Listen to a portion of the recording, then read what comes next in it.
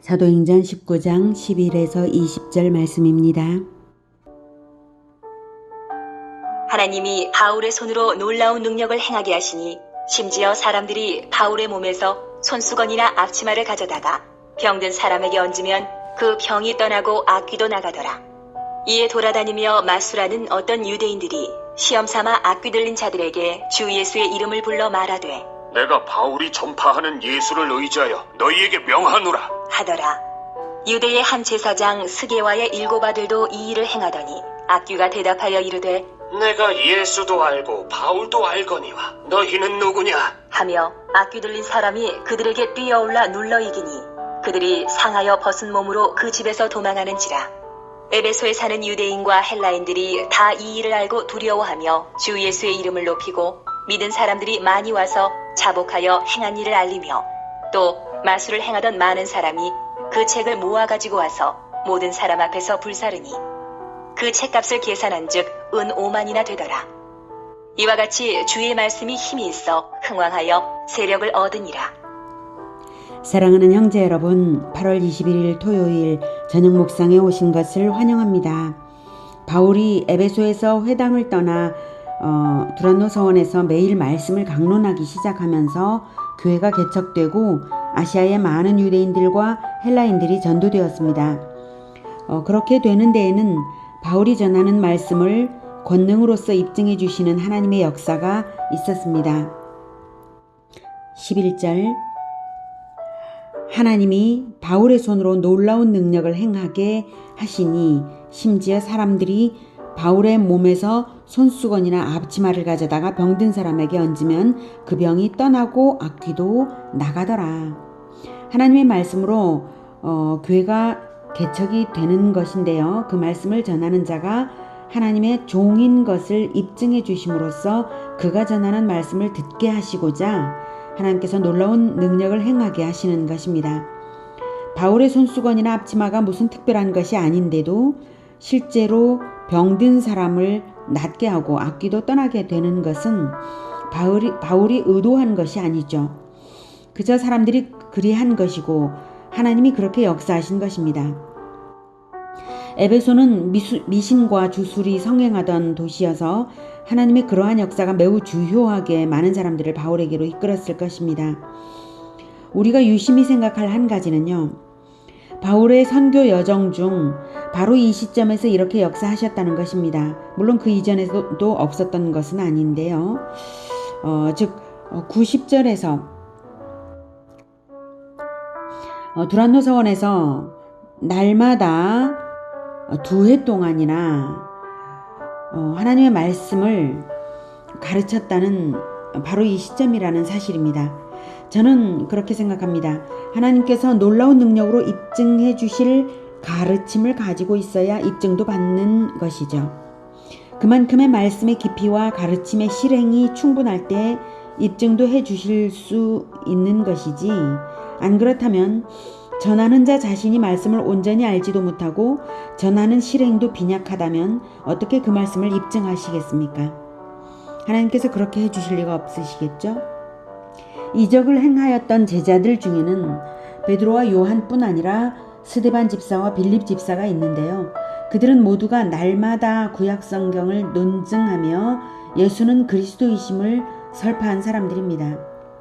사도행전 5장 42절에 보면 그들이 날마다 성전에 있든지 집에 있든지 예수는 그리스도라고 가르치기와 전도하기를 그치지 아니하니라 라고 말하고 있습니다. 베드로와 요한이 그랬고 또한 그들을 본받아서 스데반 집사와 빌립 집사가 그랬기 때문에 사도뿐만 아니라 집사들에게서조차도 이적이 나타난 것입니다. 베드로와 요한은 사도들이니 당연하다 하여도 스데반 집사는 사내들인 공회의 재판석에서 자기 변론 대신 구약의 파노라마를 했던 사람이죠.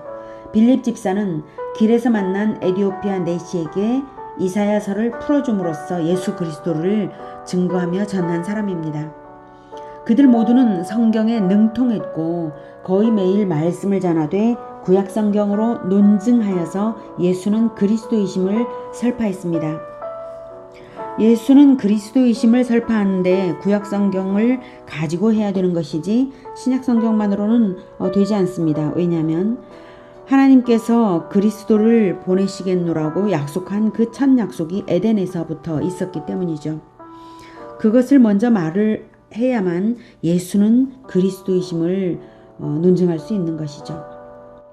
이렇게 그들은 구약 성경으로 논증하여서 예수는 그리스도이심을 설파했습니다. 바울 역시 그랬습니다.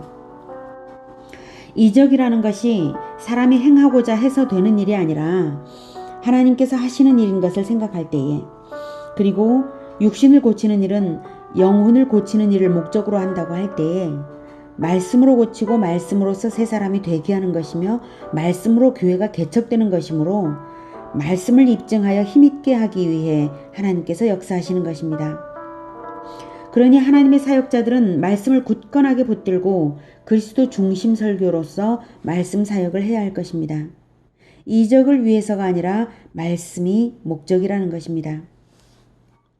13절. 이에 돌아다니며 마술하는 어떤 유대인들이 시험삼아 악귀 들린 자들에게 주 예수의 이름을 불러 말하되 내가 바울이 전파하는 예수를 의지하여 너희에게 명하노라 하더라. 하나님께서 이적을 허락하시는 목적이 바로 하나님의 말씀을 통한 그리스도 증언 때문인데요. 바울이 말하는 것을 주술로 여겨서 흉내를 내는 유대인 마술사들이 있었습니다. 예수님을 모르는 사람들이 예수의 이름을 부르는 것은 진정한 것이 아니므로 통하는 것이 아닙니다. 오죽하면 악귀마저 그런 사람들을 가소롭게 여겨서 상해를 입히겠습니까? 14절. 유대의 한 제사장 스게와의 7 아들도 이 일을 행하더니 악귀가 대답하여 이르되 내가 예수도 알고 바울도 알거니와 너희는 누구냐 하며 악귀 들린 사람이 그들에게 뛰어올라 눌러 이기니 그들이 상하여 벗은 몸으로 그 집에서 도망하는지라. 이렇게 예수 이름으로 악귀를 쫓으려다가 오히려 악귀에게 봉변을 당하는 것인데요. 유대의 제사장 가족이 어떻게 이방 땅 에베소에 살고 있는지부터가 의문입니다. 유대인은 족보를 중시하고 제사장 가문은 특히 족보에 이름이 없으면 파면합니다. 그런데 유대 문헌에는 스게와라는 이름이 전혀 언급되지 않습니다. 이것을 볼 때에 이들은 제사장 행세를 하는 거짓된 자들이지 마술사나 다름없는 자들이지 진정한 제사장이 아닙니다. 그들의 행위가 그것을 입증합니다. 말씀도 모르고 예수도 모르면서 예수 이름을 팔면 종교 사기꾼이지 어디 제사장이겠습니까? 17절.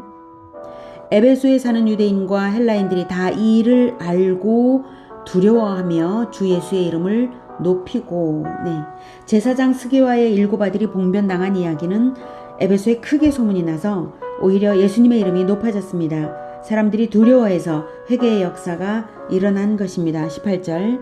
믿은 사람들이 많이 와서 자복하여 행한 일을 알리며, 믿는 사람들도 은근슬쩍 주술을 또 믿었던 사람들이 있었나 봅니다. 그래서 두려워해서 자복해서 자기들이 이제 우상숭배를 했노라고 미신을 따랐노라고 이제 행한 일을 알린 거죠.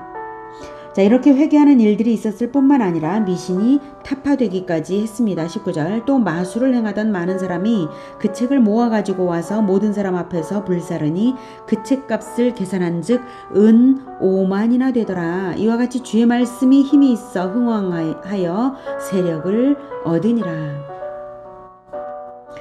마술책을 대중 앞에서 불사르는 것은 공식적으로 그것을 부정하는 것이고 마술적인 종교 장사를 포기한 것을 말합니다. 그 책값이 은 5만이라고 하니 엄청난 액수입니다. 5만이 헬라식 드라크마인지 로마식 데나리온인지 알 수 없지만 드라크마든 데나리온이든 노동자의 하루 품삯 정도인 것은 같으니까 환산해보면 약 137명의 노동자의 1년치 품삯만큼의 책값입니다. 이것은 그동안 에베소가 얼마나 마술과 미신이 극심했던지 보여주고 그만큼 영적 기갈 상태에 있었으므로 진정 능력 있는 말씀이 선포될 때에 그 말씀 앞에서 거짓이 드러나고 버려진 것입니다. 20절에 이와 같이 주의 말씀이 힘이 있어 흥왕하여 세력을 얻으니라. 이 마지막 20절 말씀이 이 모든 사건들의 목적을 말해주죠. 주의 말씀이 힘이 있어 흥왕하여 세력을 얻도록 하나님께서 역사하신 것입니다. 진리의 말씀이 풍성한 곳에는 하나님께서 반드시 입증해 주시는 일이 있습니다. 말씀은 말씀이되 주의 말씀이어야 합니다. 즉 예수가 그리스도 되심을 성경으로 입증하는 말씀, 진리의 말씀이어야 합니다. 말씀의 진리로 충만하고 영육이 고침받는 역사가 충만한 예수 제자교회가 되기를 축복합니다. 말씀의 진리 전파로 인해 인생이 변화되는 우리 모두가 되기를 축복합니다. 기도하겠습니다. 하나님, 우리에게 진리의 말씀을 주시니 감사합니다. 예수님은 그리스도이신 것을 우리가 알게 하시니 감사합니다. 우리로 하여금 예수 그리스도를 전파하는 사명을 주시니 감사합니다. 그럼에도 불구하고 성경을 가까이 하지 못하고 성경을 충분히 알지 못한 것 용서해 주시기를 원합니다. 우리가 더욱 성경을 사랑하며 성경을 통하여서 예수 그리스도를 만나고 예수 그리스도를 성경으로서 입증하며 전도하는 그런 삶을 살겠습니다. 주님, 우리를 도와주셔서 말씀으로 충만케 하여 주시고 진리의 논증이 충만하게 하여 주시옵소서.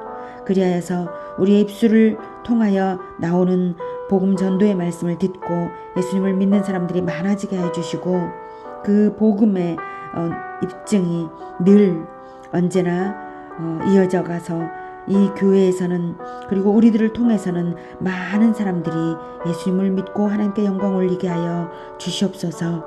예수 그리스도 이름으로 기도드립니다. 아멘. 이어지는 시간은 개인 기도 시간입니다.